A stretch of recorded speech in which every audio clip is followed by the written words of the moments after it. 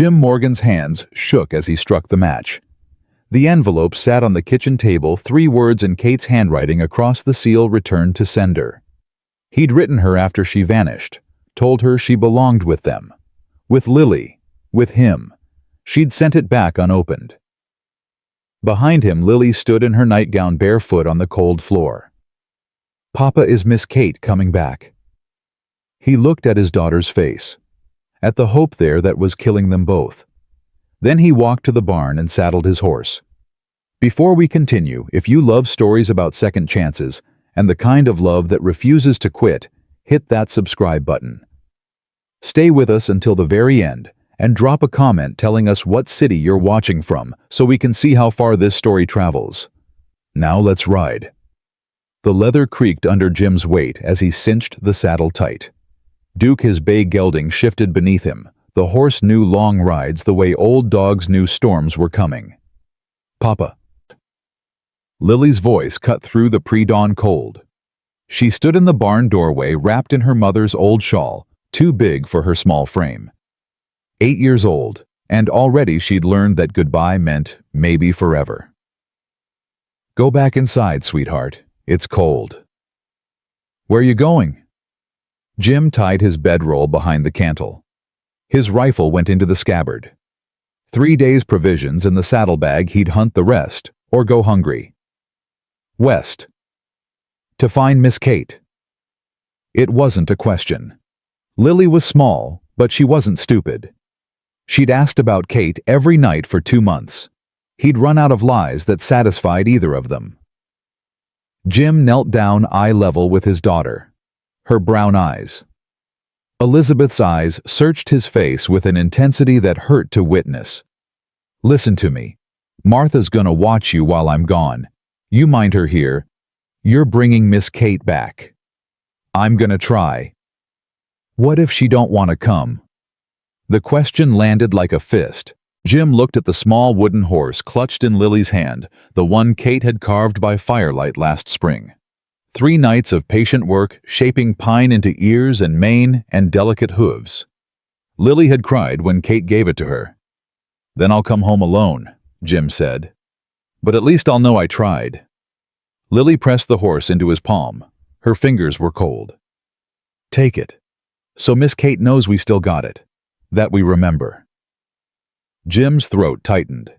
He tucked the horse into his coat pocket, then lifted Lily onto his shoulders and carried her across the yard to Martha Coulter's place. The old widow stood on her porch with a lamp waiting. "You're really doing this," Martha said. Not a question. "Yes'm." "That girl ran for a reason, Jim. You thought about that. Every damn day." Martha's weathered face softened. She'd buried 2 husbands and raised 5 children in this territory. She knew what it cost to love hard things. "Then go. And don't come back without her." Jim set Lily down. The girl wrapped her arms around his waist and held on like she could keep him there through sheer will. "I love you, Papa." "Love you too, baby." He mounted Duke before he could change his mind. Lily stood on Martha's porch, small against the rising light. She didn't cry. 8 years old, and she already knew tears didn't change anything. Jim looked back once, saw his daughter's face, the trust there mixed with fear. A man's word is his bond. His father had told him that 20 years ago, dying of pneumonia in a Kansas farmhouse. Keep it or die trying. Jim had written Kate 3 weeks after she left, told her she belonged, told her Lily needed her, told her things he'd never said to her face because he was a coward who let good things slip away. She'd sent it back unopened, 3 words written across the seal in ink that might as well have been blood. But a man's word was his bond. The hoofbeats echoed across the frozen yard. Jim didn't look back again. The road stretched empty before him. East to west across Wyoming territory, through country that killed careless men and broke careful ones. 6 months ago felt like another lifetime. Kate had arrived in April, when the world was shaking off winter. Jim had been in the corral mending fence rails. The snow had warped. The sound of a wagon made him look up. A woman sat on the bench seat. Dark auburn hair pulled back in a practical braid. a worn leather bag beside her. She drove with capable hands. "Help you, ma'am?" "I'm looking for the Hendricks place. Hired to tend their boy fever. 3 miles south. But you're gonna pass them if you ain't careful. No marker on the road." She nodded her thanks, started to drive on. Then she saw Lily. The girl sat on the porch steps, still in her nightgown, though it was past noon. Even from the road, Jim could see the flush on her face. The way she lay too still. The woman pulled the wagon to a stop, climbed down without asking permission. How long has she been like this? Jim followed her to the porch, confused and somehow grateful. "Since last night. I ain't good at this part." "Boil water, clean cloths, whatever herbs you got." She knelt beside Lily, pressed her hand to the girl's forehead. Her touch was gentle but certain. The touch of someone who knew bodies and sickness. "Ma'am, I can't pay you much. Didn't ask for pay." She stepped into his house like she'd been born there, like she had every right. Her hands moved with practiced efficiency, checking Lily's throat, her pulse, the rash spreading across her chest. "Scarlet fever. Bad, but I've seen worse." "She gonna die?" The woman looked up at him, green eyes direct and unflinching. "Not if I can help it." She stayed 3 days, nursed Lily through the fever with cool cloths and herbal teas and a quiet presence that made the house feel less empty than it had in 3 years since Elizabeth died screaming in childbirth, since the midwife had handed him a tiny daughter and told him his wife was gone. Kate saved his daughter, and somehow she never left. She stayed through summer, planted a garden that bloomed wild and beautiful, taught Lily to read using Elizabeth's old Bible, shared their meals and their silence. Jim fell in love watching her braid his daughter's hair. He fell in love hearing her laugh at Lily's stories about the mean rooster. He fell in love with the way she looked at sunrise standing in the doorway with coffee in her hands like she'd always been there. Then one September morning, she was gone. No warning, no argument. Just a note on the table in careful handwriting. "I don't belong here. Forget me." So, the memory faded as Duke picked his way through rougher terrain. 2 days on the trail now. Jim's body settled into the rhythm, the creak of leather, the sound of hooves on hard earth, the endless sky pressing down. He'd waited a week after Kate left, told himself she'd come back, that whatever spooked her would pass. By the second week, Lily stopped asking when, started asking if. By the third week, Jim wrote the letter. Short, honest, desperate. "Kate, Lily asks for you every night. I tell her you had to go, but I don't believe it. I think you're scared. I think someone told you once you weren't enough. They lied. Come home. We're waiting. Jim." He'd sent it to Sweetwater Creek, the town she mentioned once, the place she said she came from. It came back 2 weeks later, unopened. Those 3 words across the seal. Jim pulled the envelope from his coat now. The paper was soft from handling. He couldn't bring himself to leave it behind. "You carved toys for my daughter," he said to the empty sky. "You taught her to read. You made us whole." His voice carried into the wind and vanished. "If you think I ain't coming, you don't know Wyoming men." Dead. That night, camped beneath an outcrop of stone, Jim felt it. The crawl of awareness along his spine. The sensation of being watched. 12 years as a deputy marshal had taught him to trust that feeling. It had kept him alive through ambushes and shootouts and bad men with worse intentions. He didn't build the fire large, didn't settle into sleep too quickly. His hand stayed near his rifle. Nothing moved, nothing showed itself, but something was out there. In the morning he found the tracks. Boot prints circling his camp, staying just beyond the firelight. Someone had watched him through the night. Jim stood over those tracks for a long moment, reading what they told him. A man, heavy, experienced enough to move quietly. A hunter. He thought of Martha's warning before he left. She'd pulled him aside while Lily played in the yard. "Jim, I gotta tell you something. About Kate." "What about her?" "Week before she left, I saw her in town, talking to a man. rough-looking fellow. Mean in the eyes. They were arguing. You recognize him? No, but there's more. Word around town is someone's been asking about you. About Jim Morgan, the former deputy marshal. Ice had settled in Jim's gut. His past wasn't as buried as he'd hoped. 3 years ago he'd helped convict Frank Morrison, bank robber, killer. The kind of man who left bodies behind like breadcrumbs. The trial had been swift, the sentence harsh. Life in territorial prison. But men like Frank Morrison had friends. Had money. Had long memories and the patience of snakes. If Frank had escaped, if he'd put a price on Jim's head, then this tracker in the darkness made sense. Bounty hunters didn't care about right or wrong. They cared about gold. Jim mounted Duke as the sun broke over the eastern hills. He'd ride hard today, put distance between himself and whoever followed. But in the back of his mind, he knew the truth. The hunter wouldn't give up.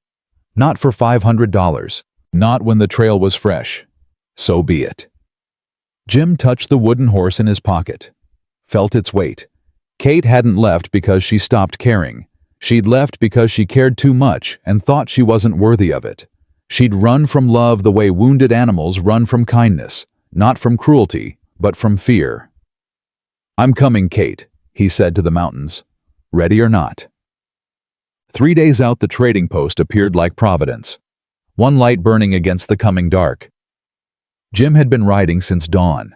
His body was hollow with exhaustion, the kind of tired that settled into bones. When he saw that lamplight relief nearly unmanned him. The building was small log walls, a sagging porch smoke rising from a stone chimney. A painted sign read, Howell's Trading Post, in letters worn almost to nothing. Jim dismounted and tied Duke beside 2 other horses. The door opened before he could knock. An old woman stood there, small and sturdy, with white hair pulled back, eyes that missed nothing. Storm's coming. You'll want shelter. Yes, ma'am. I'd be grateful. Then get in here before you freeze. Inside, warmth hit like a physical thing. A fire crackled in the hearth. The room smelled of coffee and venison and wood smoke. An old man sat by the fire, weathered as driftwood. Long beard, hands that had worked a lifetime. He looked up when Jim entered, nodded, once returned to his pipe. Walter, the woman called. See to his horse. The man stood without complaint and headed outside. The woman pointed Jim toward the fire. Sit. I'm Helen Howell. That's my husband. You'll eat and sleep here tonight. No argument. Jim wanted to protest. To say he couldn't afford to stop. That Kate was still days away and every hour mattered. But his body made the decision for him. He sat. Helen brought coffee in a tin cup. Then stew in a wooden bowl that tasted better than anything he'd had in a week. Walter returned, shaking rain from his coat. Good horse you got. Thank you kindly. They ate in comfortable silence. The kind that exists between people who understand not everything needs saying. Then Helen asked, her voice careful but kind. Where you headed with such determination? Jim hesitated. He didn't know these people. Didn't owe them explanations. But something in Helen's eyes, something patient and non-judging, made him speak. He told them everything. Kate arriving, Lily's fever, the summer they'd had. Kate's sudden departure, the letter, the 2 weeks of riding into country that didn't forgive mistakes. When he finished, Walter nodded slowly. Smoke curled from his pipe. Land don't lie. Neither should a man. You're doing right. Helen leaned forward, her weathered hands folded in her lap. Women carry shame we don't deserve. Someone hurt that girl long before you knew her. Told her she wasn't enough. Sometimes a man's got to ride clear across the territory to tell her the truth. What will you say when you find her? Helen asked. Jim thought about it. The words forming slowly. That she belongs. That we're waiting. That love don't quit just because someone's scared. Walter smiled into his beard. That'll do. That'll do just fine. Jim left at dawn. Helen packed extra provisions, pressed them into his hands despite his protests. "For when you bring her home," she said. "Not if. When?" The blessing warmed him more than the fire had. He rode into the day with her words following a gift more valuable than gold. The storm hit an hour later. Rain and wind and cold that cut through everything. The kind of weather that killed travelers who weren't careful. Jim pushed through because he had no choice. Kate was ahead maybe 3 days if he rode hard. The line shack he found was barely shelter. 3 walls solid, 1 collapsed, roof leaking in 3 places. But it was out of the wind. That was enough. He built a small fire near the one good wall, tended Duke in the attached lean-to, then sat alone with the sound of rain hammering what remained of the roof. 10 days on the trail now. 3 more if the weather held and his information was right. 3 more days to Sweetwater Creek. He pulled the letter from his coat. The paper had softened from handling the ink beginning to blur. He'd read it 100 times, but he read it again now, speaking the words aloud. "Kate, Lily asks for you every night. I tell her you had to go, but I don't believe it. I think you're scared. I think someone told you once you weren't enough. They lied. Come home. We're waiting." His voice was the only sound besides the rain, rough and tired and carrying all the weight of 300 miles. He folded the letter carefully, tucked it away. 3 more days. He'd make it. Had to. Because a man's word was his bond. And Jim Morgan kept his word, even when it cost him everything. The rain had stopped by morning, but the cold hadn't. Jim's bones ached as he saddled Duke in the gray pre-dawn light. 11 days now. Every muscle in his body screamed for rest, but his mind pushed forward. Kate was 3 days ahead. Maybe less. He rode hard that morning, pushing Duke faster than he should have. The horse sensed his urgency and responded, hooves pounding steady rhythm against frozen ground. By noon, Jim spotted the rider. A mile back, keeping pace, not trying to hide anymore. Jim's hand moved to his rifle. His pulse stayed steady. 12 years of law work had taught him to keep fear separate from action. The rider came closer. Tall, broad-shouldered, long dark hair tied back.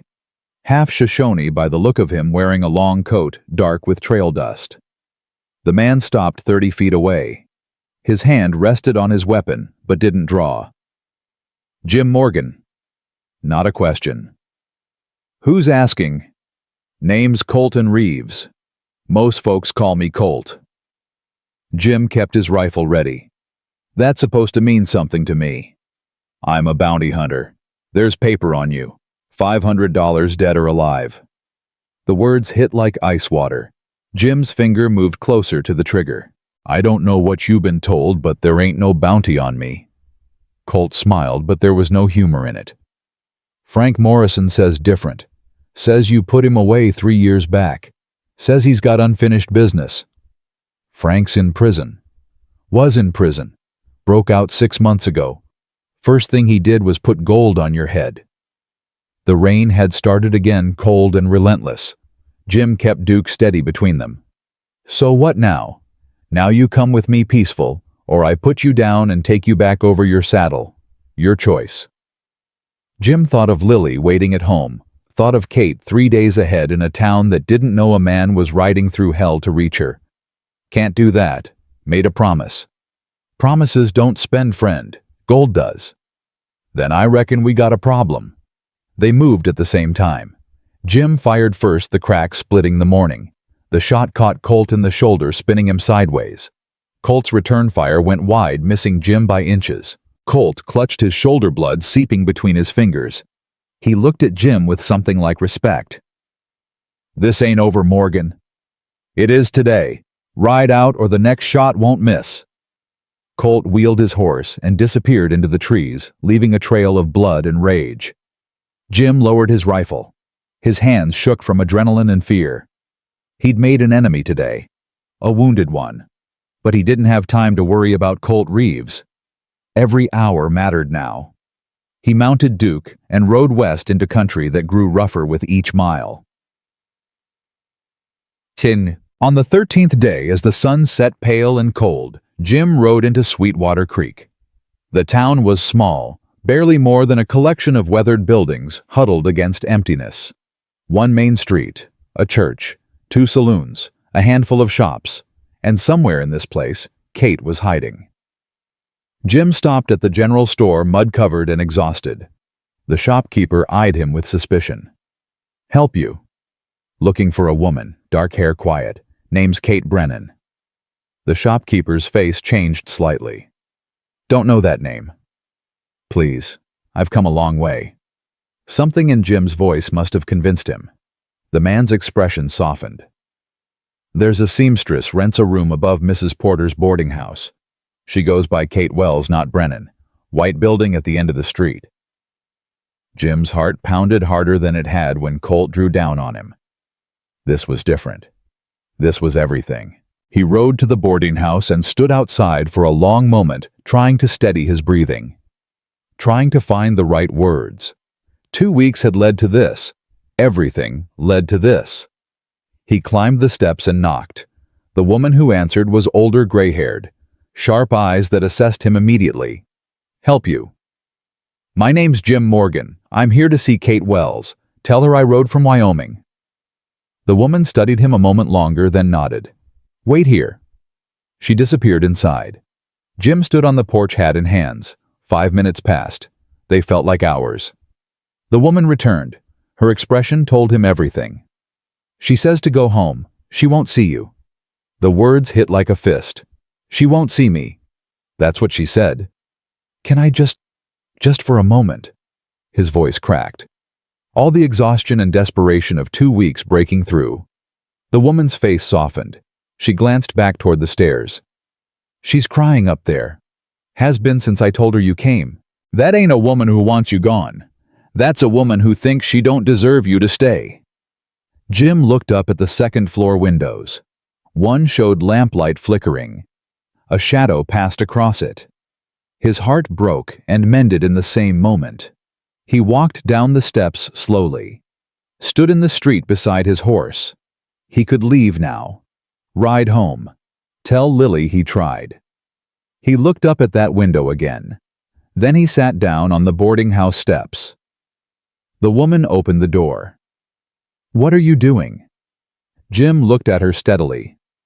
"Waiting." "For what?" "As long as it takes." She studied him a long moment, then nodded once and went back inside. Jim settled against the railing. The sun moved across the sky. Shadows lengthened. People passed, gave him curious looks, moved on. He didn't move. Around midnight, the woman Mrs. Porter brought him coffee. Around 2 in the morning, she brought a blanket. He accepted both gratefully, but didn't move from the steps. The lamplight in Kate's window never went out. She wasn't sleeping either. And so he waited. The stars wheeled overhead. The wind picked up. His muscles ached. His shoulder throbbed where he'd slept on it wrong 3 nights back. But Jim Morgan didn't move. Because a man's word was his bond. Because he'd promised Lily. Because somewhere behind that window, Kate was fighting the same battle he'd fought for 2 weeks, the battle between fear and faith. He would wait. He would show her some men didn't give up. He would wait as long as it took.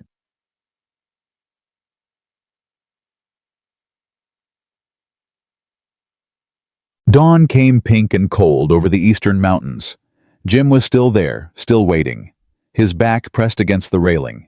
His legs had gone numb sometime after midnight. The coffee had long since cooled, but he didn't move. Around 6 in the morning, the door behind him opened.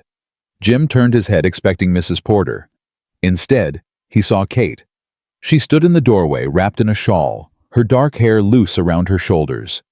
Her face was pale with exhaustion and streaked with tears. Their eyes met, and the world narrowed to just that space between them. "You shouldn't have come," she whispered. Jim stood slowly. His joints protested. But he stood because a man stood when a woman spoke, especially when that woman held his whole world in her next words. "I shouldn't have let you leave." Silence stretched between them, electric, and full of everything they hadn't said. Kate's hand gripped the doorframe like she might fall without it. "Come in." she said finally. Please. Kate's room was small, a bed with an iron frame, a table scarred with years, a single chair, a washstand with a chipped basin, no pictures on the walls, no mementos, nothing that spoke of roots or permanence. Jim stood just inside the door, suddenly uncertain. This was her space, her refuge. Kate moved to the window and looked out at the place where he'd sat through the night. Why? She asked. Why would you do that? Jim thought about all the answers he could give. Because Lily needed her. Because he'd ridden 300 miles and wasn't about to stop at 20 feet. Because he was stubborn and foolish. But what he said was simpler. Because you matter. Kate's shoulders shook. She didn't turn around, but he could hear the tears in her voice. You don't know me. You don't know what I am. Then tell me. She turned then. The pain in her eyes was raw. I'm someone who leaves. That's what I do. I find good things and I run because I know they won't last. Better to leave first than wait to be sent away. Who sent you away? And there it was. The door that led into the dark rooms of her past. Kate sat on the bed, her hands folded in her lap. I was 5 when my parents died. Fever took them both within a week. I remember the sound of my father's coughing, the way it stopped one night, and the silence was worse. Her voice was flat, distant. My Aunt Sarah took me in. She had 5 children already, but family was family. I stayed with her for a year, tried to be good, tried to be invisible so I wouldn't be a burden. Kate looked at her hands. But I was a burden. When winter came hard, Aunt Sarah made a choice. She sent me to her sister Margaret. Jim listened without interrupting. Aunt Margaret was childless, thought maybe I'd be a companion. But I was 6 and I didn't know how to be what she needed. After 8 months, she sent me to Cousin Thomas. The litany continued, each home a variation on the same theme. Cousin Thomas, whose wife thought Kate was cursed. Uncle John, who drank. Uncle Robert, whose new wife was jealous. Cousin Elizabeth, who wanted a servant. 7 homes before I was 15. 7 times being told I wasn't wanted, wasn't loved, wasn't enough. Her eyes met Jim's. So when I came to your ranch when you and Lily were kind, when it started to feel like home, I waited. Waited for the moment you'd realize I wasn't worth keeping. But I never did. No, you never did. And that terrified me more than anything. Jim moved then slowly, crossed the small room to sit in the chair near her bed. There's something else, Kate said. Something I haven't told you. Jim felt his hands tighten. His name was Silas Blackwood. Kate spoke it like a curse.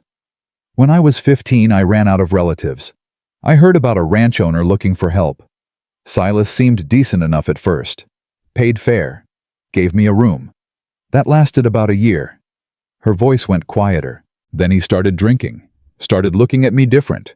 Started saying things. One night he came to my room drunk. Tried to force himself inside. I climbed out the window and ran. Where'd you go? Anywhere. Everywhere. Learned healing from a woman in Denver. Traveled with her till she died. After that I went town to town. Never staying long. Never using my real name because I was afraid Silas would find me. Did he? Kate nodded, tears sliding down her face now. He found me in Wyoming, a week before I left your ranch. Rode up when you were out with cattle, when Lily was inside. Told me he'd make trouble, would claim I stole from him, would have the law on me. Or worse, he said he'd hurt Lily just to punish me. Understanding crashed over Jim. She hadn't left because she stopped caring. She'd left to protect them. So you ran again. I always run. It's what I know. Jim leaned forward. And did running work?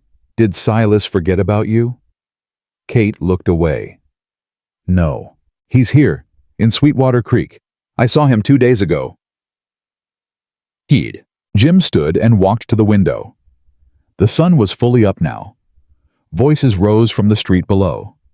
Somewhere down there, Silas Blackwood was walking around thinking he'd won. The lawman and Jim wanted to find Silas right now. Settle this quick and final. But the man in him knew there was a better way. "I'm not leaving," Jim said. "Not without you." "Jim, you don't understand. Silas will do nothing." Jim turned to face her. In his eyes was something Kate had never seen directed at her before. Not pity, not obligation, but fierce protective certainty. "I dealt with men like Silas Blackwood for 12 years. I know exactly what he is. And I know he won't touch you, not while I'm breathing." "You can't promise that." "I just did." Kate stood agitated. "You rode all this way. You sat on those steps all night. And for what? For someone who's going to bring you nothing but trouble. Someone who runs at the first sign of danger." "You didn't run from danger. You ran toward it. You took it away from me, from Lily, and you carried it alone because you thought that was noble." "That was cowardice." "No." Jim crossed the room in 3 strides, his hands gentle on her shoulders. "It was love. Misguided maybe, but love. And I'm here to tell you something nobody else apparently ever told you." Kate looked up at him, her eyes wide. "You don't have to carry things alone. You don't have to run. You don't have to earn the right to be loved, and I'm asking you to accept it." He reached into his coat and pulled out the wooden horse, held it between them. "Lily made me bring this. She said to tell you we still have it, that we remember, that we're waiting." Kate took the horse with trembling hands, held it against her chest, and broke. The tears came in great shaking sobs, years of held-back grief, a lifetime of believing she wasn't worth keeping. Jim held her while she cried. Said nothing because there was nothing to say. Just let her empty out all the poison. When the tears finally slowed, Kate pulled back, looked up at him. "What will you say when you find her?" she whispered. "Helen asked you that." Jim remembered. Standing in that trading post with 2 strangers who believed in what he was doing. "I told her I'd say that you belong, that we're waiting, that love don't quit just because someone's scared." Kate's breath caught. "I love you," she said, the words coming out before she could think, before fear could stop her. "I think I've loved you since the day you let me into your home, since you trusted me with Lily. I was just too afraid to admit it." Jim went very still. "Say that again." "I love you, Jim Morgan." He cupped her face in his hands. His thumbs brushed away tears. "I love you too. Have loved you since you saved Lily's life. Since you planted that garden and stood in my doorway at sunrise, like you were meant to be there. I rode 300 miles to tell you that." Then he kissed her. Gentle and sure. A promise made with lips instead of words. Kate kissed him back, tasting coffee and smoke and something sweeter than both. Tasting hope. When they pulled apart, both breathing hard, Kate rested her forehead against his. "Take me home," she whispered. "Please, I want to go home." But the world wasn't finished testing them yet. They left Kate's room an hour later. Jim carried her single bag, everything she owned. Mrs. Porter stood at the bottom of the stairs, smiling. "Knew you'd wear her down." "Thank you, ma'am, for the coffee, the blanket, all of it. Just bring her back if she runs again." Kate managed a small laugh. "I won't run." They stepped out into morning sunlight. Jim helped Kate onto Duke. They'd ride double to the livery, get her a horse there. That's when Jim saw him. A man stood across the street. Big, thick through the shoulders, greasy dark hair, dead eyes. Silas Blackwood. Kate went rigid behind Jim. Her fingers dug into his arm. Silas smiled, started walking toward them. "Well, well, little Kate finally decided to come out." Jim's hand moved to his hip, but he'd left his gun with Duke's saddle. Silas kept coming. Been waiting for you, girl. You owe me 2 years' wages, plus interest. Jim stepped in front of Kate. You got 3 seconds to turn around and walk away. Silas laughed. That's supposed to scare me.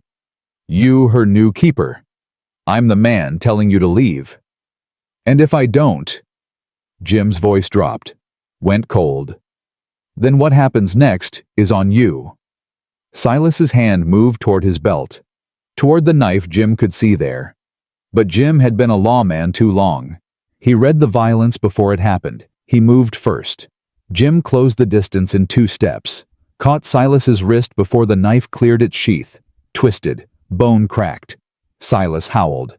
The knife clattered to the dirt. Jim swept Silas's legs out and put him on the ground hard, planted a knee in his chest, leaned down close. You listening? Silas nodded, pain replacing bravado. Kate's leaving this town. She's going back to Wyoming with me. You're gonna forget you ever knew her. Forget her name. Forget her face. Because if I hear you've come within 100 miles of her, if I hear you've spoken her name, I will come for you. And next time I won't be gentle. Jim stood, looked at the small crowd that had gathered. This man bothers anyone else, you let me know. Name's Jim Morgan, former deputy marshal. I ain't hard to find. He turned back to Kate, helped her onto Duke, mounted behind her. Silas struggled to his feet, cradling his broken wrist. His face was twisted with rage and humiliation. But he didn't follow, didn't say another word. Jim rode them out of Sweetwater Creek at a walk, unhurried, unafraid. When they'd cleared the town, Kate turned in the saddle. Thank you. Didn't do it for thanks. I know, that's why it matters. They rode in silence for a while. Then Kate asked, How long till we're home? Home. The word settled in Jim's chest like warmth. 5 days if weather holds, maybe 6. And Lily, will she forgive me? Jim thought of his daughter standing on Martha's porch, small and trusting, and so full of hope it hurt. She's been waiting for you to come back since the day you left. Ain't nothing to forgive. Kate was quiet. Then, I'm scared. I know. What if I mess this up? What if I... Then we'll figure it out, together. Kate leaned back against him, let his arm steady her, and for the first time in longer than she could remember, she let herself believe. Mom did. They made camp that night in a grove of pines. Jim built a fire while Kate unpacked the provisions Mrs. Porter had given them. You really sat on those steps all night? She asked. Yes, ma'am. That was foolish. Yes, ma'am.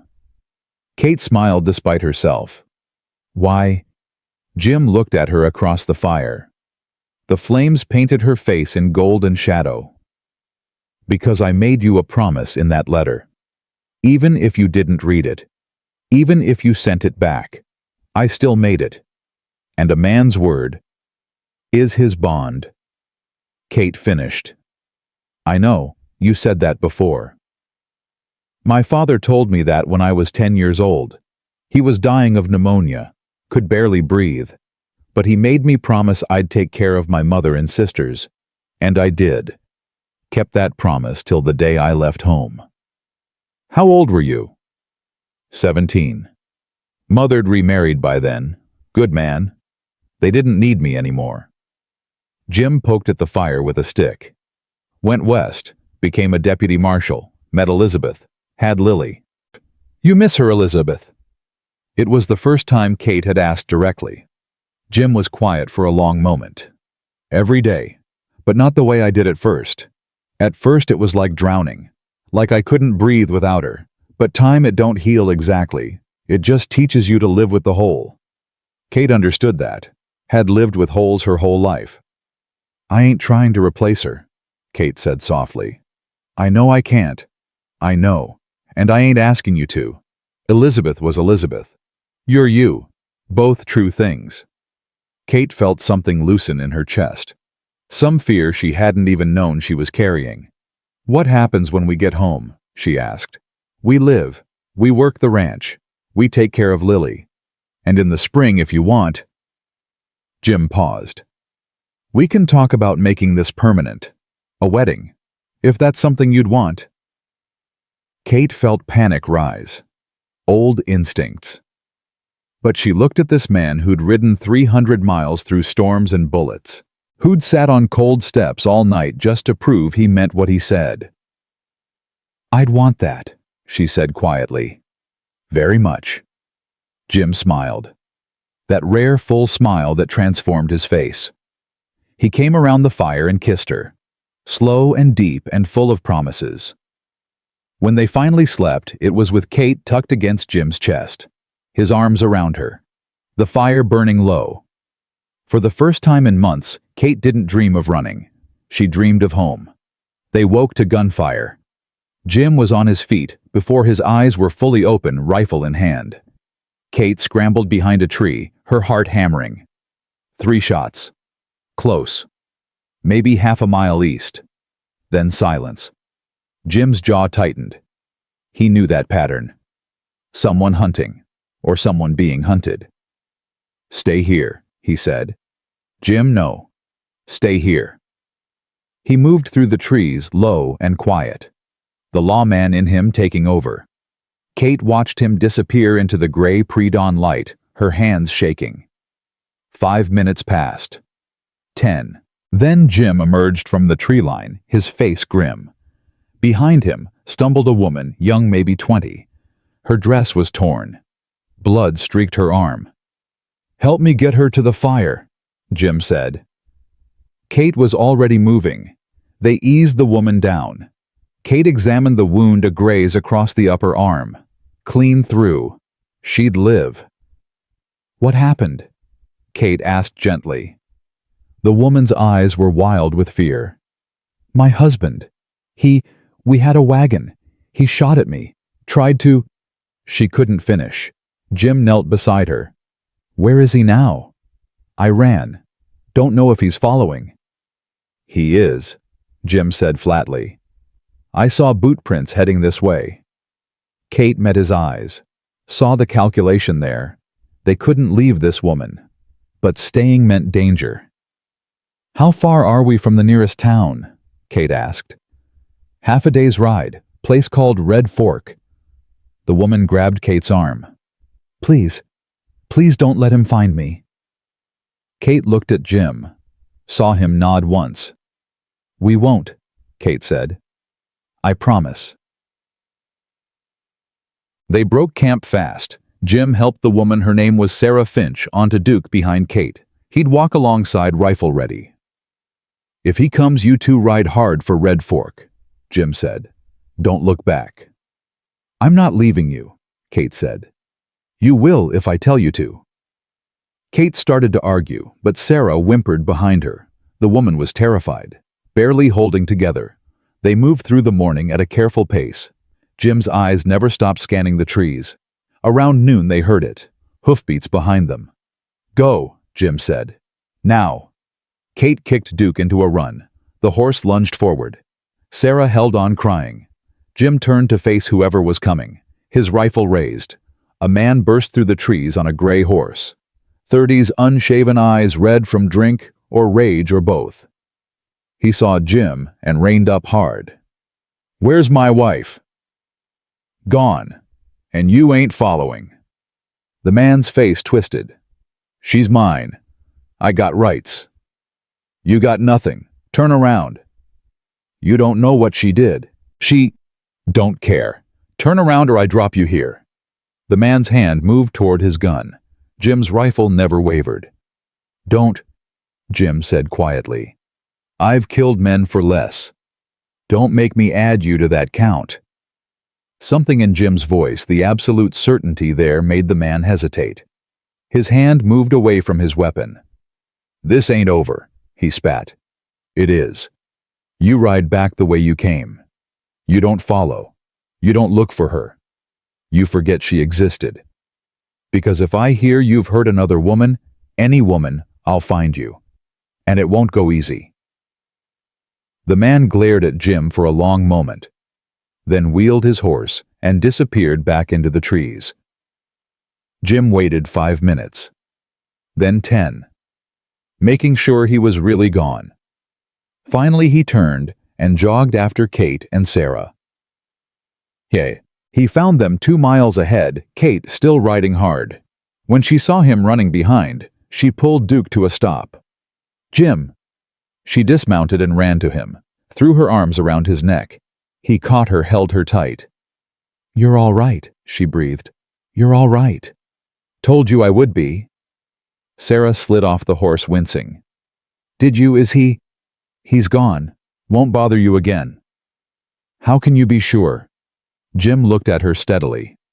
"Because I'm very good at making men understand when they've lost." They reached Red Fork by late afternoon. Small town, but it had a sheriff's office. Jim took Sarah there himself, explained the situation to a weathered deputy named Hayes. "She'll need a place to stay," Jim said. "Somewhere safe till she figures out what's next." Hayes nodded. "Church has a house for women in trouble. Widow Morrison runs it. Good woman." "Thank you." As they left the sheriff's office, Sarah caught Jim's arm. "Why'd you help me?" "You don't even know me." Jim thought of Kate. Of all the times she'd needed someone to help, and no one had. Because somebody should have helped you a long time ago. And because it was the right thing to do. Sarah's eyes filled with tears. She turned to Kate. "Thank you. Both of you." Kate hugged her. "You're gonna be all right. You're stronger than you know." They left Sarah at the church with Widow Morrison, a stern-faced woman with kind eyes who promised to keep her safe. As they rode out of Red Fork, Kate was quiet. "What are you thinking?" Jim asked. "That could have been me. If I hadn't run from Silas when I did. If I'd stayed even one more day." Jim reached over and took her hand. "But you didn't. You ran. And you survived. That's what matters." "I got lucky." "No, you were smart and brave. There's a difference." Kate squeezed his hand. "Thank you for helping her." "Couldn't not help." They rode in silence for a while. Then Kate asked, "How many days till home?" 3, maybe 4, Ma. "I can't wait to see Lily." Jim smiled. "She's gonna lose her mind when she sees you." But that night, trouble found them again. They'd camped in a shallow ravine, thinking it would shelter them from wind. Jim was checking Duke's hooves when he heard it. The scrape of boot on stone. He straightened slowly, reached for his rifle. "Don't!" The voice came from above. Jim looked up and saw Colt Reeves standing on the ravine's edge. His left arm was bandaged, his rifle pointed at Jim's chest. Kate stood near the fire, frozen. "Colt," Jim said carefully. "Thought you'd moved on." "Thought I had too. But then I got to thinking. About that shoulder you gave me. About the $500 I'm losing by letting you go." "So you changed your mind?" "I'm a practical man, Morgan. And $500 is $500. Jim kept his hands visible. "You really gonna shoot an unarmed man?" "If that's what it takes." Kate stepped forward. "Please, don't do this." Colt's eyes flicked to her. "This your woman?" "Yes." "Pretty. Shame she's gonna watch you die." "She won't," Jim said, "because you're not gonna kill me." Colt laughed. "That's so. What makes you think that?" "Because you're tired. You said it yourself back in those rocks. You're tired of hunting, tired of killing, tired of dying alone." "Don't mean I can't do my job." "No, but it means you won't. Not for $500. Not when you look at her and see what you threw away." Colt's rifle wavered slightly. His eyes went to Kate again. "You love her?" Colt asked. "More than breathing." "She love you back?" "Yes," Kate said before Jim could answer. "I do." Colt was quiet for a long moment. His rifle still pointed at Jim, but the certainty was gone from his face. "My wife left me 5 years ago," Colt said. "Mary, prettiest woman I ever saw. She begged me to quit hunting, told me it was killing me, killing us." "Did you quit?" Jim asked. "No. Told her the money was too good. That I'd quit after one more job, then another, then another. Colt's voice cracked. She left in the middle of the night, didn't even leave a note, just packed her things and disappeared. You ever try to find her? No. Figured she made her choice, that she was better off without me. Jim took a careful step forward. Maybe she was waiting for you to choose her, to show her she mattered more than the hunt. Colt's rifle lowered slightly. Too late now. Maybe, maybe not. But you shoot me tonight, you'll never know. You'll spend the rest of your life wondering if you could have been different. Colt looked at Jim, then at Kate, then at his own hands holding the rifle. Slowly he lowered the weapon. Go, he said quietly. Get out of here before I change my mind. Jim didn't move. What'll you tell Frank Morrison? That you died in a shootout. That I couldn't bring back a body. He won't like it, but he'll believe it. Men like Frank want to believe their enemies are dead. Why are you doing this? Colt met Jim's eyes.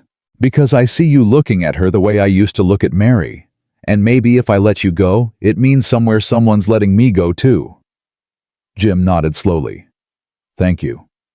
Don't thank me, just... Colt's voice roughened. Just don't waste it. Don't let her slip away because you're too proud or too scared or too stupid to hold on. I won't. Colt turned and walked back into the darkness. This time Jim knew he wouldn't be back. Kate ran to Jim and he caught her, held her tight while she shook. It's over, he murmured into her hair. It's over. He could have killed you. But he didn't, and we're going home. They rode hard the next 2 days, putting as much distance as possible between themselves and Sweetwater Creek. Between themselves and everything that had tried to stop them. On the morning of the 18th day since Jim left his ranch, they crested the final ridge. There, Jim said. That's home. Kate looked down at the valley spread below them. The ranch house small but solid. Smoke rising from the chimney. The barn and corral. The pastures where cattle grazed. And on the porch, a small figure stood, shading her eyes against the afternoon sun, watching the road. Even from this distance, Kate could see the moment Lily recognized them. Could see her go rigid with shock. Then the girl exploded into motion. She ran down the porch steps across the yard, running toward them with her arms outstretched. Papa, Miss Kate, you came back. Jim spurred Duke faster, and Kate held on tight. They thundered down the slope, and Kate's heart pounded so hard she thought it might burst. They reached the yard, and Jim barely had time to dismount before Lily launched herself at him. He caught her, lifted her up, and she sobbed into his coat. You're home. You're home. You're really home. I am, baby. I am. Lily pulled back and looked past her father. Looked at Kate still sitting on the horse. The hope and fear and desperate love in that small face broke Kate's heart and remade it all at once. Kate dismounted her legs, shaky. Took 2 steps forward. Then Lily was running to her. Kate dropped to her knees and caught the girl in her arms, held her tight, felt those small hands clutching at her dress. You came back, Lily sobbed.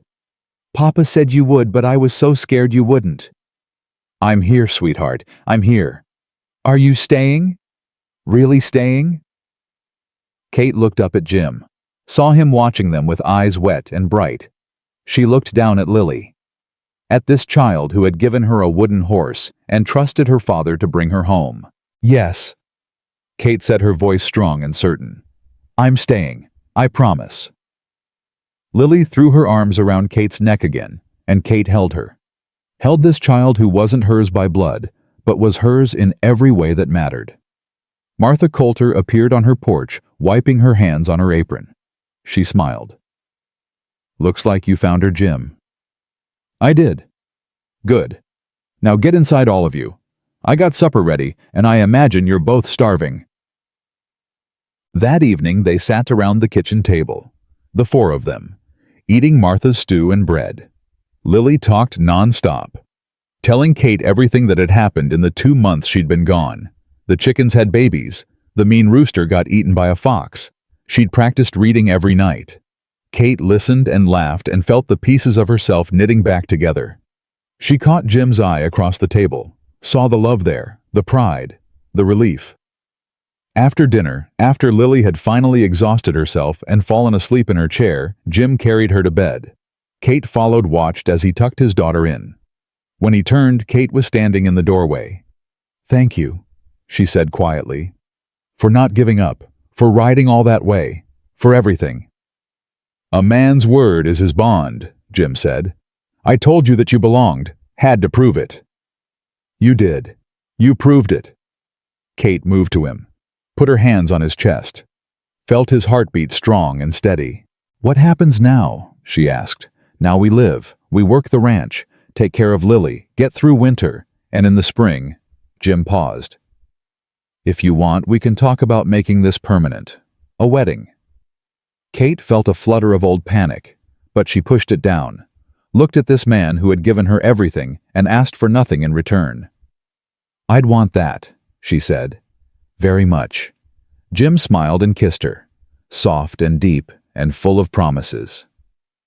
They walked out onto the porch into the cool October evening. The stars were out, brilliant and cold. Kate leaned against Jim and his arm came around her shoulders. "I'm scared," she admitted. "What if I mess this up? What if I—" "Then we'll figure it out together.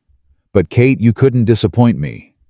Leaving disappointed me because it meant you didn't trust what we had was real. I trust it now. Good, because I ain't letting you go again." Kate turned to face him. "What about Colt? What if Frank Morrison sends someone else?" "He might, but we'll deal with it when it comes. Together." "And Silas?" "Silas won't come near this place. He knows better now." Kate searched his face, looking for doubt, for hesitation, found none. "I love you, Jim Morgan. I love you too.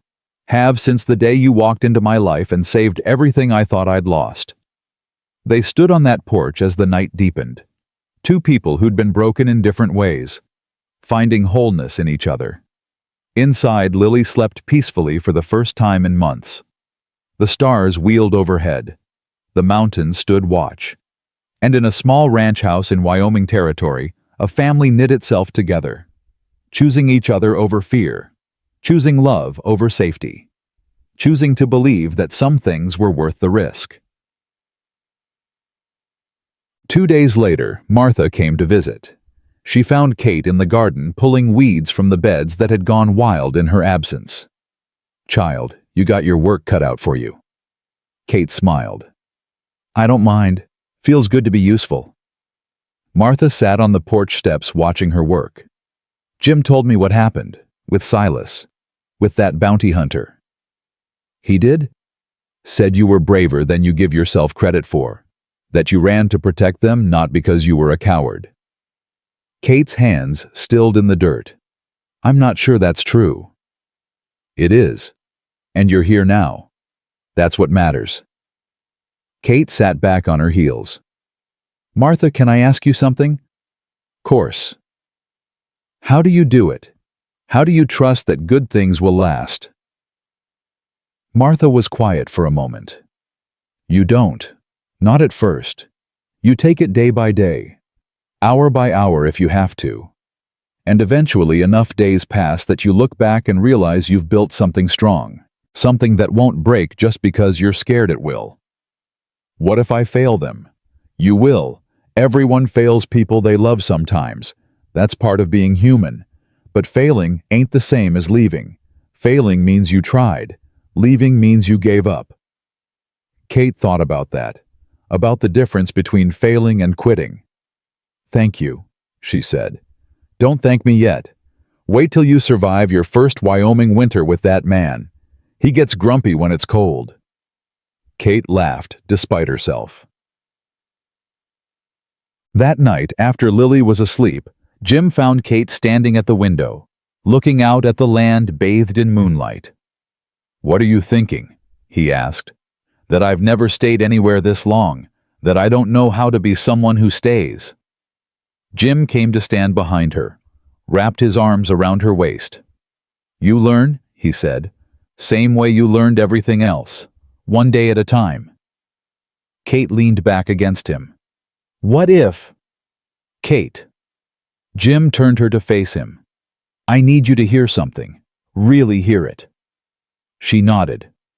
"You're gonna wake up some mornings and feel scared. Gonna want to run. That's natural. Your whole life taught you that leaving was safer than staying. But when those mornings come, and they will come, I need you to talk to me. Tell me you're scared. Don't just disappear. I promise."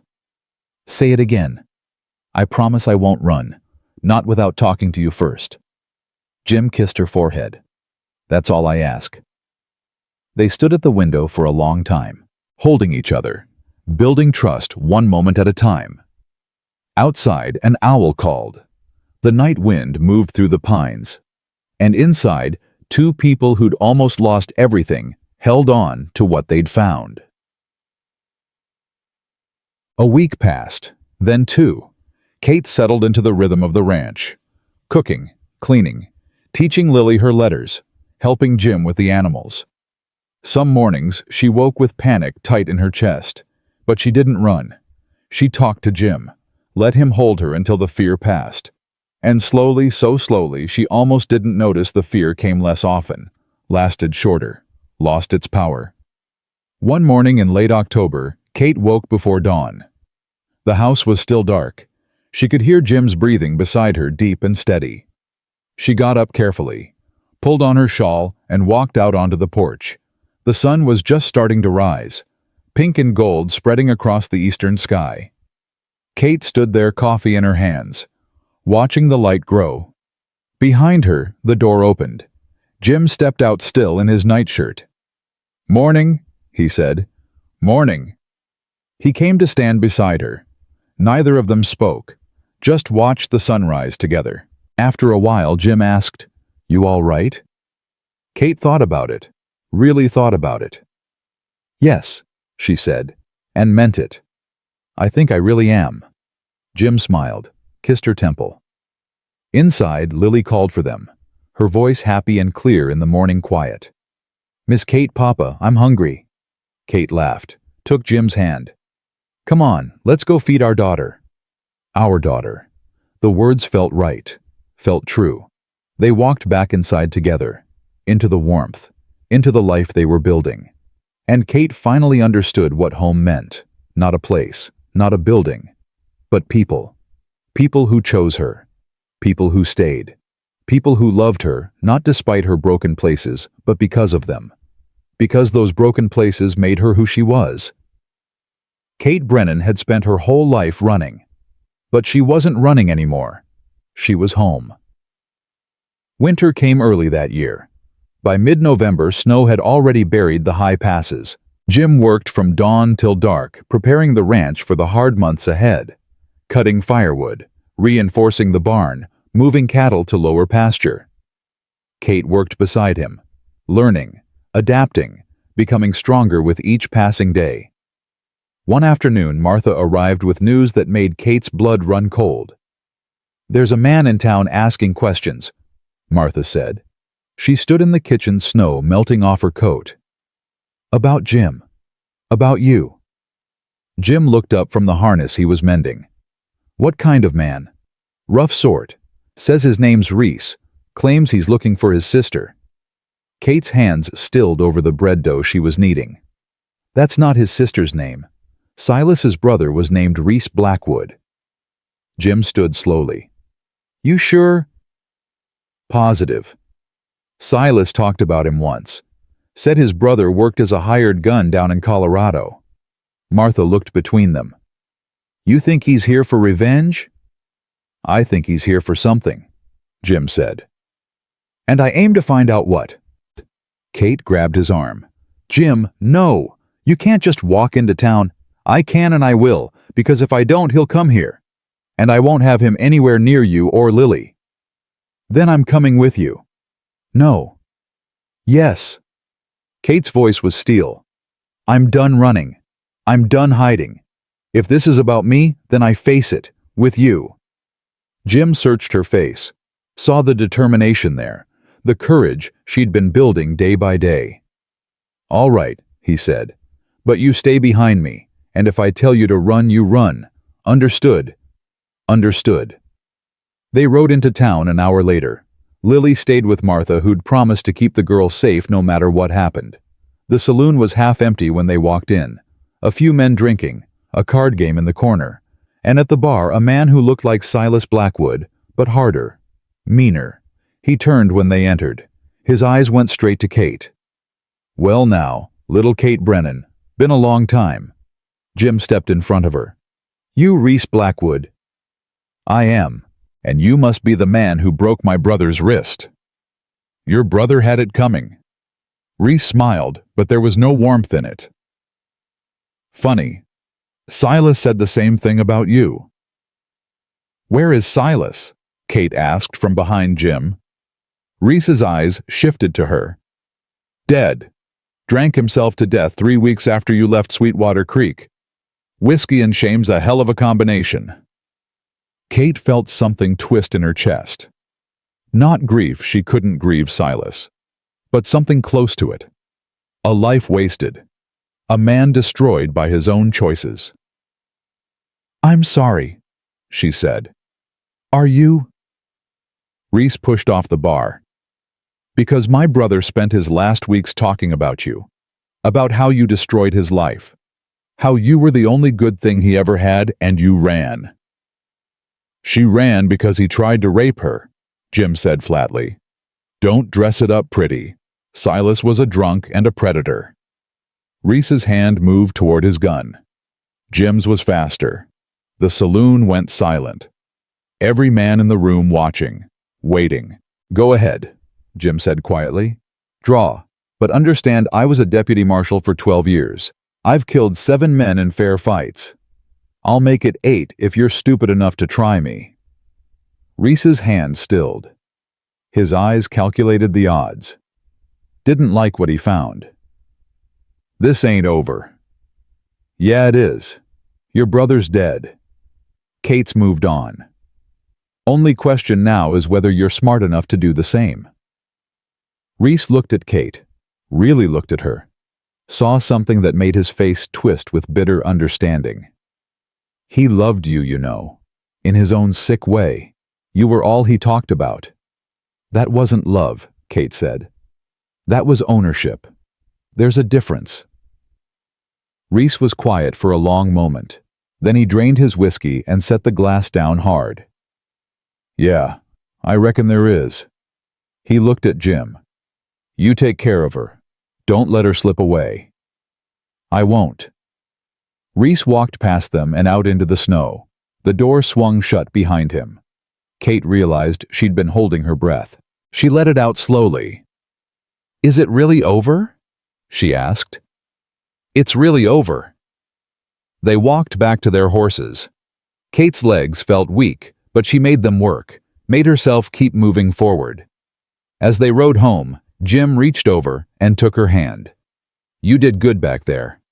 "I was terrified." "I know, but you stood your ground anyway. That's courage." Kate squeezed his hand. "I learned from the best." December brought heavier snow. Jim taught Kate how to move through it, how to find cattle buried in drifts, how to break ice on the water trough every morning before dawn. It was hard work, brutal work, but Kate had never felt more alive. One evening, after Lily had gone to bed, Kate found Jim in the barn. He was brushing Duke, his movements slow and rhythmic. "Can't sleep?" she asked. "Just thinking." "About what?" Jim set down the brush, turned to face her. "I want to marry you, Kate. Soon as spring comes. I know we said we'd wait, but I don't want to wait anymore." Kate's heart hammered. "Jim, I know you're scared. I know this is fast. But I also know I want to spend the rest of my life with you, and I don't see the point in waiting when I'm already sure." Kate crossed the barn, took his hands in hers. "I'm scared," she admitted. "But not of marrying you. I'm scared I'll wake up one day and this will all be gone, that I'll mess it up somehow. You won't. You can't know that. No, but I can promise that even if you do mess up, I'll still be here. That's what marriage means. Staying through the mistakes. Kate looked up at him. At this man who'd ridden 300 miles to find her. Who'd fought for her. Who'd waited on cold steps all night just to prove he meant what he said. Ask me, she whispered. What? Ask me to marry you. Properly. Jim smiled, dropped to one knee right there in the barn, still holding her hands. Kate Brennan. Will you marry me? Yes. Yes, I'll marry you. Jim stood and kissed her, deep and sure and full of joy. Behind them, a small voice said, Does this mean Miss Kate's gonna be my mama? They broke apart. Lily stood in the barn doorway, in her nightgown, eyes wide. Kate's heart clenched. Lily, I know I can't replace your mother. I would never try to. I know, Lily said. She walked to Kate and took her hand. But Mama's gone. And you're here. And I love you. Can I call you Mama? Kate's eyes filled with tears. She knelt down eye level with the girl. I would be honored. Lily threw her arms around Kate's neck. Jim put his arms around both of them. And in that barn with snow falling outside, a family became complete. But happiness was a fragile thing in the territories. 3 days before Christmas, a rider came to the ranch. Young, maybe 19. He rode hard, his horse lathered with sweat. Jim was in the yard when the boy arrived. He took one look at the kid's face and knew it was bad news. You Jim Morgan. I am. Message from Marshal Davis in Laramie. Frank Morrison escaped again. Killed 2 guards. He's headed this way. Kate heard from inside the house. She appeared in the doorway, flour on her hands. Jim's face had gone hard. When? 3 days ago. Marshal says Morrison's got 4 men with him. Says they're looking for you. How long till they get here? Day. Maybe 2 if the snow slows them. Jim turned to Kate, saw the fear on her face, made his decision. Pack essentials. You and Lily are going to Martha's. She's got that root cellar you can hide there if needed. I'm not leaving you. Kate. No. She walked down the steps, stood in front of him. You didn't leave me when Silas came. I'm not leaving you now. This is different. Morrison's a killer. He'll burn this place to the ground just to hurt me. Then we'll face him together. Jim looked at her. Saw the woman who'd spent her whole life running finally learning to stand. You're sure? I'm sure. The young rider cleared his throat. Marshal says he's sending deputies, but they won't get here for 3 days at least. The passes are snowed in. Then we hold out till they arrive, Jim said. After the rider left, Jim and Kate worked fast, boarding up windows, loading rifles, moving all the ammunition to the house. Jim sent Lily to Martha's despite the girl's protests. I need you safe, baby, Jim told her. Can you be brave for me? Lily hugged him tight, then hugged Kate. You come back, Lily said. Both of you. We will, Kate promised. Martha took Lily's hand. I'll keep her safe. You two watch your backs. As Martha and Lily disappeared into the snowy evening, Kate felt her resolve waver. What if we don't make it? She asked. We will. Jim. He pulled her close. Listen to me. I didn't ride 300 miles and fight tooth and nail to get you here just to lose you now. We're gonna make it. Both of us. You hear me? Kate nodded against his chest. Say it. We're gonna make it. Again. We're gonna make it. Jim held her until the shaking stopped. Then they went inside to wait. Morrison came at dawn. Kate was at the window when she saw them. 5 riders coming from the east, moving slow, confident. Jim. He was beside her in seconds, rifle in hand. That's them. The riders stopped 50 yards from the house. Morrison sat in the center, a big man with a scarred face and dead eyes. "Jim Morgan," he called. "You remember me?" Jim opened the door a crack, kept his rifle ready. "I remember." "Good. Then you know why I'm here. You're here because you're a fool. Because you broke out of prison just to get killed in Wyoming snow." Morrison laughed. "Big talk from a man trapped in a house.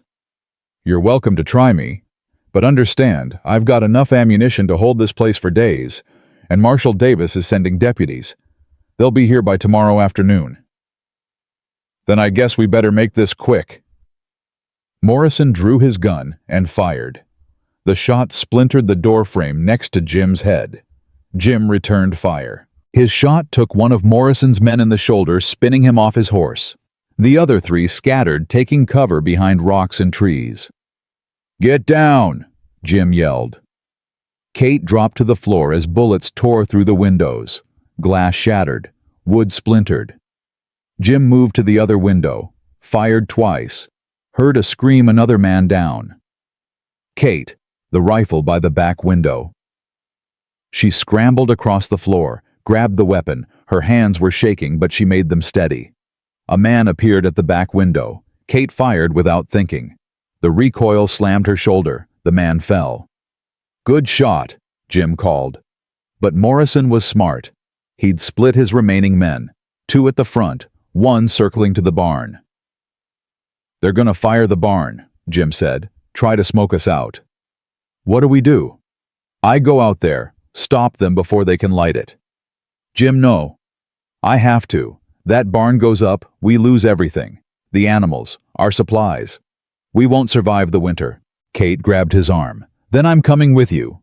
"Kate, I can shoot. You taught me. I won't let you go out there alone." Jim looked at her, saw the determination, the courage. "Stay close. Do exactly what I say. Understood." "Understood." They went out the back door low and fast. The snow was falling hard now, covering their tracks. Jim moved toward the barn, Kate right behind him. They reached the corner just as Morrison's man appeared with a torch. Jim fired. The man dropped. But the torch fell into dry hay. Flames caught instantly. "No!" Kate ran forward, trying to stamp out the fire. A shot rang out. Kate felt something burn across her arm. She fell. "Kate." Jim was beside her in seconds. She clutched her arm, blood seeping through her fingers. "I'm all right. It's just a graze." But Jim's face had gone white with rage. He stood turned toward where the shot came from. Morrison stepped out from behind the barn. Gun raised. Touching. Real touching. "But now, she's gonna watch you die." He fired. Jim dove sideways. The bullet missed by inches. Jim came up shooting. His first shot hit Morrison in the leg, the second in the chest. Morrison went down. The remaining 2 men saw their boss fall, saw Jim standing over him, rage in every line of his body. They ran. Jim let them go. Knelt beside Morrison instead. The man was dying, blood bubbling at his lips. "You won?" Morrison gasped. "Happy?" "No," Jim said. "Just tired." Morrison laughed wetly. "Yeah, me too." Then he stopped breathing. Kate limped to Jim's side. The barn was burning now, flames reaching for the sky. But the animals were out. Jim had released them when the shooting started. Jim pulled Kate against him, held her while they watched the barn burn. "We lost everything," she whispered. "No, we didn't. We're alive. That's what matters." Behind them, horses approached. Jim turned rifle ready. But it was Marshal Davis and his deputies. They'd ridden through the night when they heard Morrison had gotten ahead of them. "Morgan, you all right?" "We are now." Davis looked at Morrison's body, at the burning barn, at Jim and Kate covered in soot and blood. "Hell of a fight." "Yeah." "He's dead. The others ran. We'll track them down." "Good." Davis tipped his hat. "You done good, Jim. Real good." After the marshal left, Jim and Kate stood in the snow, watching the barn collapse in on itself. "We'll rebuild," Jim said. "Come spring, we'll rebuild it bigger. Better." Kate leaned against him. "I'm sorry I got shot. I'm sorry I let you come out there. You didn't let me do anything. I chose." Jim kissed the top of her head. "I know, and I'm proud of you." They stayed there until the fire died down, until Martha came with Lily, the girl running through the snow, to throw herself into their arms. "You're all right. You're both all right. We are, baby. We are." That night they all slept in Martha's house. Jim held Kate close, careful of her bandaged arm. "I love you," he whispered. "I love you too. Still want to marry me, even after all this?" Kate smiled in the darkness. "Especially after all this." Spring came late that year, but when it finally arrived, it brought warmth and hope and new beginnings. Jim and Kate were married in the little church in town on a Sunday in April. Lily stood beside Kate in a yellow dress holding a bouquet of wildflowers. Martha cried. Half the town showed up. Even Marshal Davis came, though he had to leave early for duty. When the preacher said, "You may kiss your bride," Jim cupped Kate's face and kissed her like it was the first time and the last time all at once. Lily cheered. The crowd laughed and clapped. And Kate Brennan, now Kate Morgan, finally understood what it meant to belong. After the ceremony, they had a small celebration at Martha's house. Food and music and neighbors who'd become family. Jim pulled Kate aside at one point, led her out to the porch. "You happy?" he asked.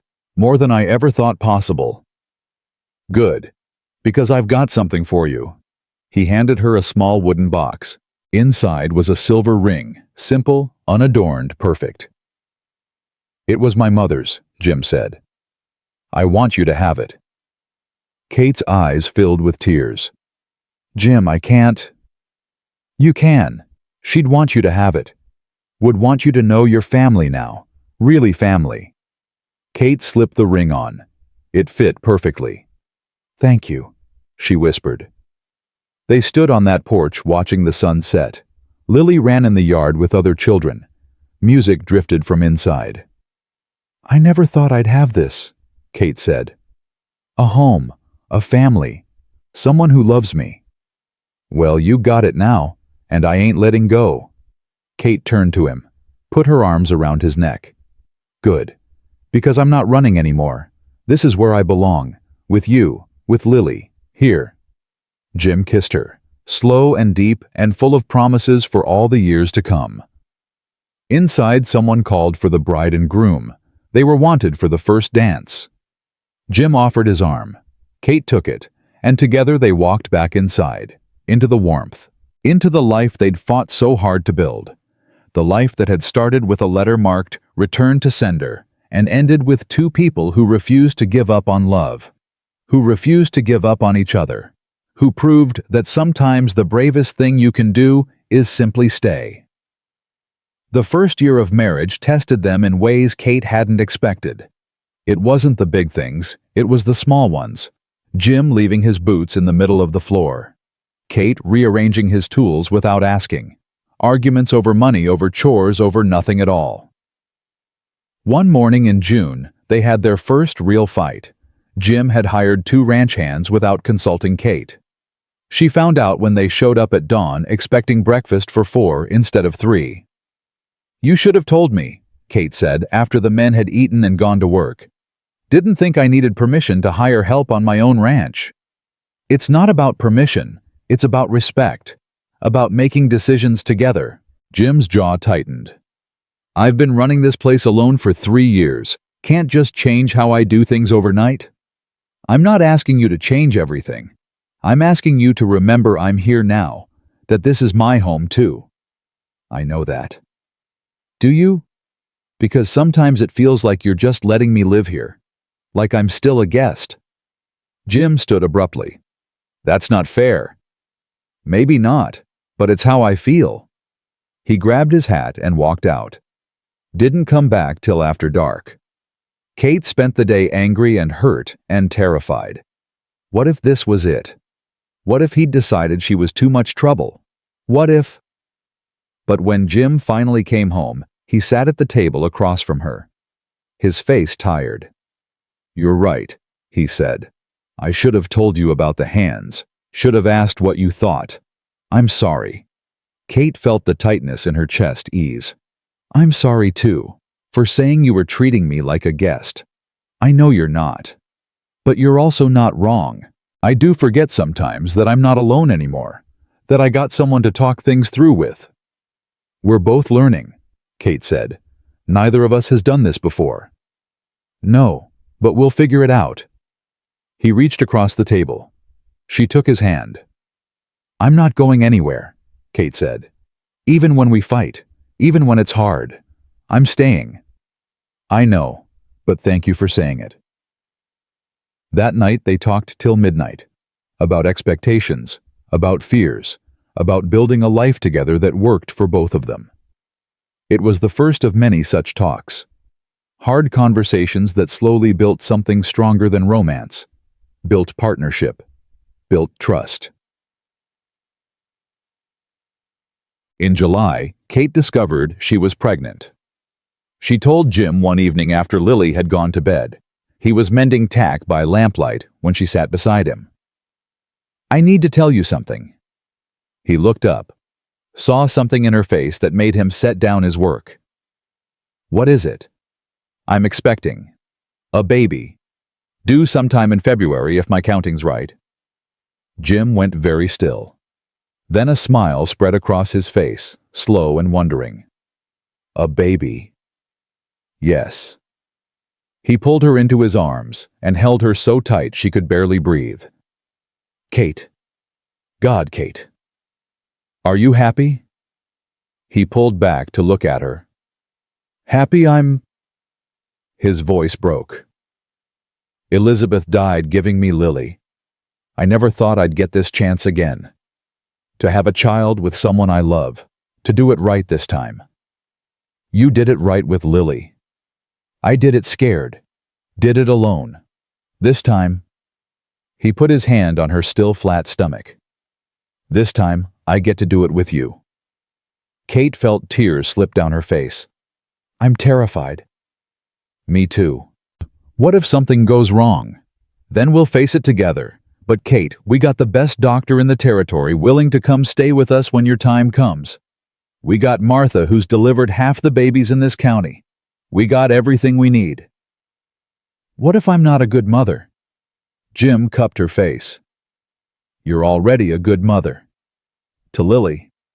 This baby will be lucky to have you." Kate leaned into him, let herself believe it. They told Lily the next morning. The girl's reaction was everything Kate hoped for. "A baby. Really, I'm going to be a big sister." "You are," Kate said. Lily threw her arms around Kate's waist. "This is the best news ever." But that afternoon, Kate found Lily crying in the barn. "Sweetheart, what's wrong?" Lily wiped her face quickly. "Nothing." "Lily." Kate sat beside her in the hay. "Talk to me. Will you still love me when the baby comes?" Kate's heart broke. "Oh, honey, of course I will. Having another baby doesn't mean I love you less. Love doesn't work like that." "But it'll be your real baby. I'm just..." "You're my daughter. Real as real gets.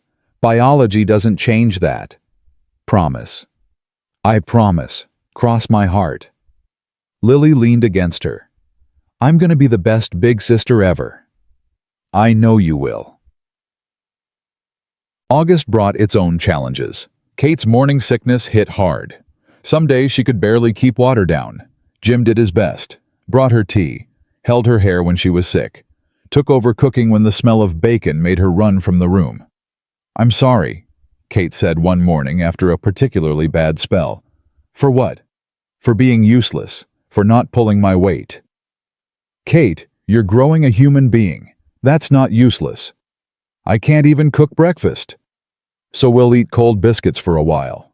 Won't kill us." But Kate could see the strain. Jim was doing the work of 3 people. The ranch hands helped with the cattle and heavy labor, but the house lily. Kate, all of it fell on him. One afternoon, Martha found Kate crying in the garden.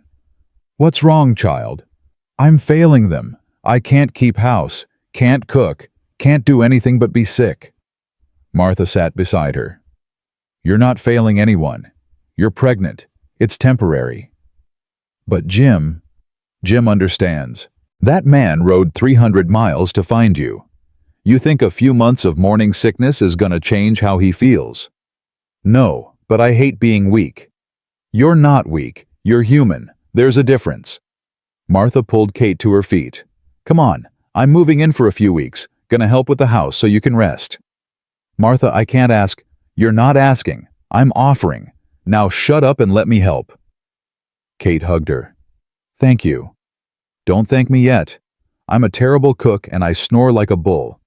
Jim's gonna regret this arrangement real quick." September brought news that changed everything. A lawyer arrived from back east. Young man in a suit too fine for ranch country. He asked for Kate by her maiden name, Kate Brennan. Kate went white when Jim brought him to the house. "Mrs. Morgan." "Yes." "My name is Thomas Whitmore. I represent the estate of your Uncle John Brennan." Kate's legs felt weak. "Uncle John, I haven't seen him in 15 years. "I'm aware. Nevertheless, he passed away last month, and he's left you something in his will." "Left me what?" "A house in Denver, and $5,000. Kate sat down hard. Jim steadied her. "That's impossible. Uncle John hated me. Sent me away when I was 9. Apparently, he had regrets. His will includes a letter for you." The lawyer handed her an envelope. Kate's hands shook as she opened it. The letter was short, written in a shaky hand. "Kate, I was a bastard to you. Sent you away because my pride couldn't handle another mouth to feed. Spent the last 20 years regretting it. Can't fix what I did. But I can give you this. A house, some money, a fresh start if you need it. I'm sorry. Uncle John." Kate read it twice, then handed it to Jim. $5,000, she whispered. "We could rebuild the barn, fix the fence, get through winter easy." Jim was quiet, reading the letter over and over.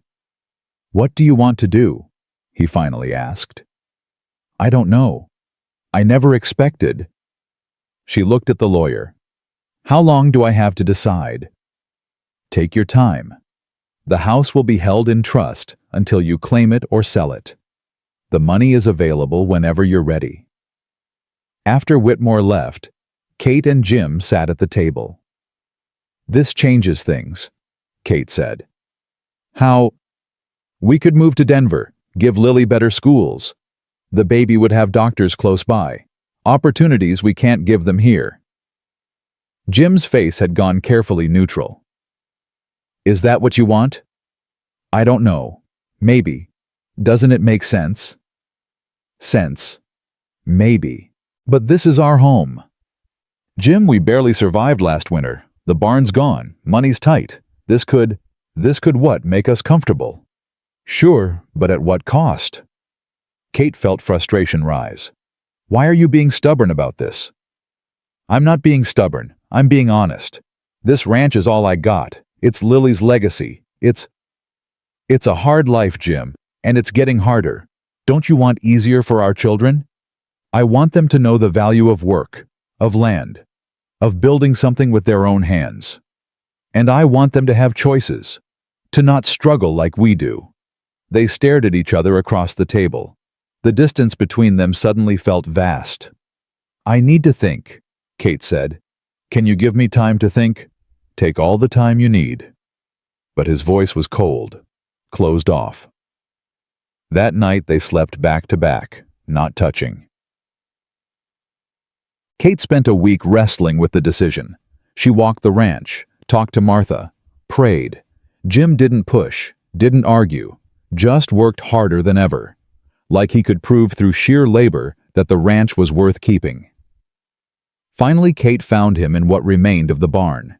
He was salvaging beams, his shirt soaked with sweat despite the autumn chill. "Jim?" He straightened. "Yeah. I've decided." His whole body tensed. "All right.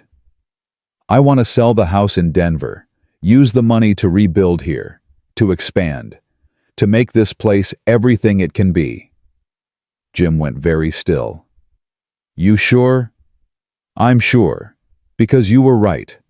This is our home, not some house in Denver. Here, with the land and the work and the life we're building. I don't want easy. I want ours." Jim crossed the space between them in 3 strides, pulled her into his arms. "Thank you." "For what?" "For choosing this, for choosing us." "I'll always choose us." They stood there holding each other while the autumn wind picked up around them. "We're gonna make this place something special," Jim said. "Our kids are gonna grow up strong here, gonna learn what it means to build a life worth living. I know, and I'm glad I get to do it with you." Winter that year was easier with Uncle John's money. They rebuilt the barn bigger and better, hired more help, stocked up on supplies that would see them through till spring. Kate's belly grew round. Lily talked to the baby constantly, telling stories through Kate's skin. "You're gonna love it here, little one. We got chickens and horses, and Papa's teaching me to rope. Mama makes the best bread even though she says she can't cook, and Martha snores really loud, but she's nice." Kate laughed, running her fingers through Lily's hair. "You're gonna be such a good big sister." Christmas came cold and bright. They spent it with Martha eating too much and singing carols off-key. Lily got a new dress. Jim gave Kate a rocking chair he'd built himself for nursing the baby. "It's perfect," Kate said, tears in her eyes. Everything made her cry lately. "Good, because you're going to spend a lot of time in it come February." February arrived with a blizzard. The snow piled so high they couldn't see past the porch. Jim worried the doctor wouldn't make it when Kate's time came. But the baby had its own schedule. Kate's pains started on a clear morning in mid-February. Jim sent one of the hands racing for the doctor. Martha appeared within the hour. "How far apart?" Martha asked. 10 minutes. Kate gasped. "Maybe less." "Then we got time. Jim, boil water. Get clean sheets. Lily, honey, you're going to stay with the hands in the barn till this is over." "But I want to help." "You'll help by staying out of the way. Go on now." The labor lasted 14 hours. Long enough for Jim to pace a hole in the floor. Long enough for Kate to curse him Montana and every decision that had led to this moment. But when the baby finally came, a boy healthy and squalling, Kate forgot all of it. "He's perfect," she breathed. Jim stared at his son with wonder. "He really is. What do we name him?" They'd discussed names for months, but never settled on one, now holding this small, perfect person Jim knew. "Morgan. Morgan William, after my father." Kate smiled through tears. "Hello, Morgan. Welcome home." The months after Morgan's birth were hard in new ways. Sleepless nights, endless feedings, Lily jealous despite her promises. One afternoon, Kate found Lily crying again. "What's wrong, sweetheart? You don't love me anymore. You only love Morgan." Kate's heart ached. She sat beside Lily, careful of her still healing body. "That's not true. I love you just as much as I always have." "But you're always with him, always feeding him or holding him or—" "Because he's a baby, he needs constant care, but that doesn't mean I love you less." "Promise. I promise. Come here." Lily crawled into her lap. Kate held her daughter, her first child baby or not, and rocked her gently. "You know what?" Kate said. "I need your help with something." "What?" "I need you to teach me how to be a good mama. Because I never had one, remember?" "But you did. You had your first mama and she loved you so much. So maybe you can tell me what she did. What made her special?" Lily thought about it. She sang to me every night, even when she was tired. Then I'll sing to you every night, even when I'm tired. What else? She always had time to listen. Even when Papa needed her or chores needed doing, she'd stop and listen to me. Then I'll listen, I promise. And she did. Every night after that, after Morgan was fed and sleeping, Kate sat with Lily, sang to her, listened to her day, made sure Lily knew she was loved and wanted and essential. Slowly the jealousy faded. Lily started helping with Morgan, holding him, singing to him, being the big sister Kate knew she could be. Spring came again. The ranch thrived. The cattle multiplied. The garden Kate planted fed them through summer. One evening in June, after both children were asleep, Jim found Kate on the porch. She was in her rocking chair, the one he'd built, just sitting, watching the sunset. "You all right?" he asked. "Yeah, just thinking." "About what?" "About how different my life is now. A year ago I was hiding in Sweetwater Creek, convinced I'd always be alone, convinced I didn't deserve anything good." Jim sat beside her. "And now I got a husband who loves me, 2 children who need me, a home that's really mine. It's so much more than I ever dreamed. You deserve all of it. I'm starting to believe that." Jim took her hand. They sat in comfortable silence, watching the light fade. "You ever regret it?" Kate asked. "Riding all that way to find me, fighting so hard to keep me, not for a single second. Even when I'm difficult. Especially then, because it means you're still here, still fighting with me instead of running from me." Kate smiled, squeezed his hand. "I love you, Jim Morgan." "I love you too, Kate Morgan." Inside, Morgan started crying. Lily called for Kate. The moment was over, but it didn't matter. Because there would be 1,000 more moments, 1,000 more sunsets, 1,000 more chances to sit together and remember how far they'd come. Kate stood. Jim stood with her. Together they walked back inside to their children, their life, their home. 23 years later, Kate stood on that same porch, older now, silver threading through her hair. Jim beside her, weathered but strong. They watched their grandson Lily's son Thomas play in the yard with Morgan's 2 daughters, 3 grandchildren, and more coming if Kate's intuition was right. "You ever think about that letter?" Jim asked. "The one you sent back?" Kate smiled. "Every day. Can't believe I was stupid enough to send it back unopened. Can't believe I was crazy enough to come after you anyway." "Yes, you can. You'd do it again in a heartbeat." "Damn right I would." They watched the children play, listened to their laughter carry on the evening wind. "We built something good here," Kate said. "Something that'll last." "We did. And it started because I wouldn't take no for an answer. And because I finally learned to stop running." Jim pulled her close. After 23 years, she still fit perfectly against his side. "Best decision I ever made," he said, sitting on those steps, refusing to leave. "Best decision I ever made was opening the door." Inside, Lily called for them. Supper was ready. The family was gathering. Kate took Jim's hand. They walked inside together into warmth and noise and love. Into the life that had started with 3 words, returned to sender, and became something neither of them could have imagined. Something stronger than fear, deeper than doubt, more enduring than all the miles and trials and tests they'd faced. They'd built a legacy, not of land or money or things that could be measured, but of love that refused to quit, of promises kept, of 2 broken people who'd found wholeness in each other. And as Kate looked around at her family, at Jim and Lily and Morgan and the grandchildren, she knew with absolute certainty that every hard moment had been worth it. Every tear, every fight, every terrifying step forward into the unknown. Because this was home. This was family. This was everything she'd spent her whole life running from, not realizing it was everything she'd been running toward all along. Kate Brennan, now Kate Morgan, had finally stopped running. And she'd found exactly what she'd been looking for. Not in a place. Not in comfort or safety or ease, but in the people who'd refused to let her go.